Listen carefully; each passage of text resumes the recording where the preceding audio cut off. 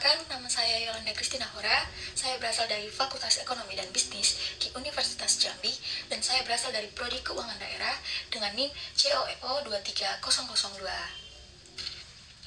Baik, di sini saya akan mempresentasikan mengenai apa sih pengertian dari hukum pajak dan mengapa pemerintah memungut pajak.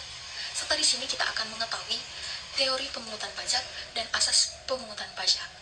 Untuk mengetahui dan mendalami tentang hal ini, mari sama-sama kita simak presentasi yang akan saya paparkan. Baiklah, yang pertama di sini kita akan membahas tentang pengertian dari hukum pajak.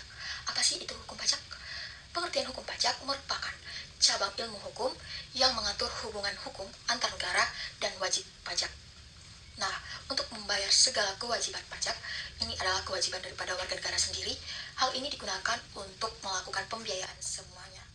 Nah, ini mencakup relokasi tentang jenis-jenis pajak, kewajiban pajak, hak dan kewajiban pajak, serta prosedur hukum yang harus diikuti dalam hal perhitungan, pembayaran, dan penyelesaian pajak.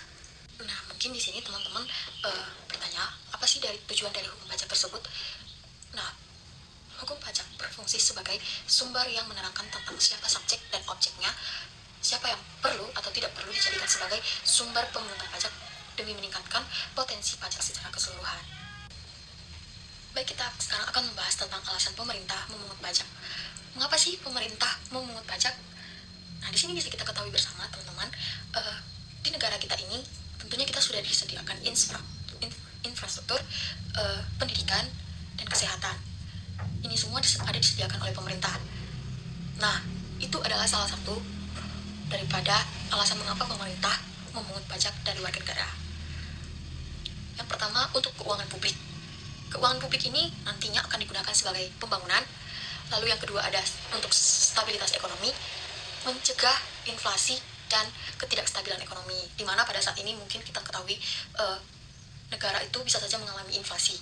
Nah, untuk mencegah hal itu, maka pemerintah memungut pajak. Hal ini untuk membantu negara kita terhindar dari yang namanya inflasi. Lalu itu ada keadilan sosial,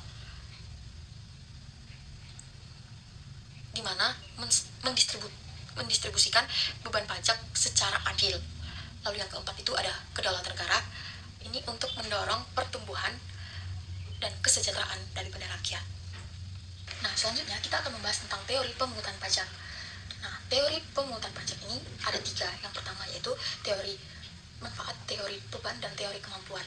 Di mana maksud dari teori manfaat ini adalah wajib pajak membayar pajak sebanding dengan manfaat yang diterima. Misalnya kita membayar pajak. Nah, hal yang kita terima itu seperti subsidi bahan bakar minyak, subsidi pangan, dan subsidi lainnya. Lalu yang kedua itu ada teori beban, di mana teori beban ini artinya wajib pajak membayar pajak berdasarkan kemampuannya.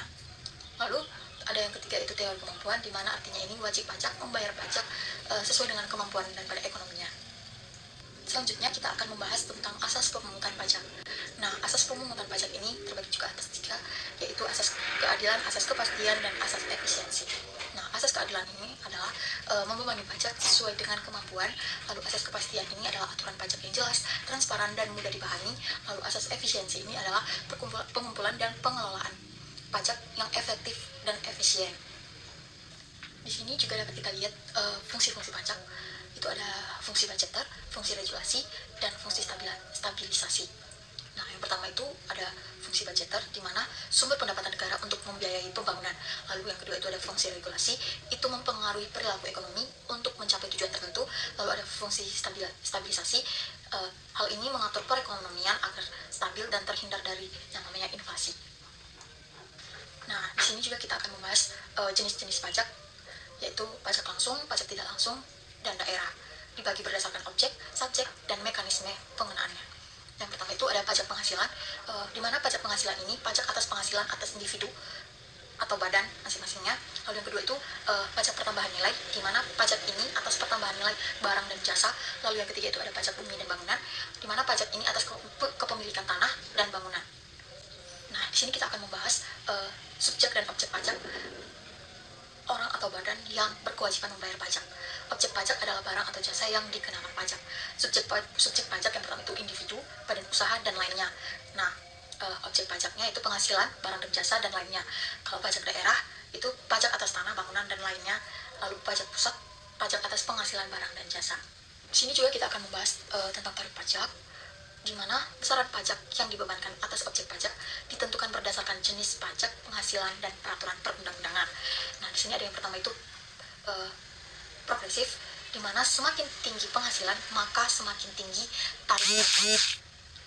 Lalu yang kedua itu ada proporsional, di mana tarif pajak itu tetap tidak terpengaruh oleh besaran penghasilan. Yang kedua itu ada proporsional, di mana artinya tarif pajak tersebut tetap tidak terpengaruh oleh besaran penghasilan. Lalu ada regresif, yang ketiga itu ada regresif, di mana artinya semakin tinggi penghasilan maka semakin rendah tarif pajak. Baiklah, selanjutnya kita masuk dalam pembahasan sistem pemungutan pajak. Nah, di mana sistem pemungutan pajak ini terbagi atas dua, yaitu self-assessment dan yang kedua itu official assessment. Di mana self-assessment ini artinya wajib pajak menghitung dan membayar pajak sendiri. Lalu yang kedua official assessment itu adalah pemerintah menghitung dan menetapkan jumlah pajak. Kedua hal ini, sistem pemungutan pajak kedua hal ini ditetapkan di Indonesia. Baiklah, sekian materi yang saya presentasikan. Semoga ilmu yang bermanfaat ini dapat kita pahami bersama dan berguna untuk bekal kita di masa yang akan datang. Akhir kata saya ucapkan sekian dan terima kasih.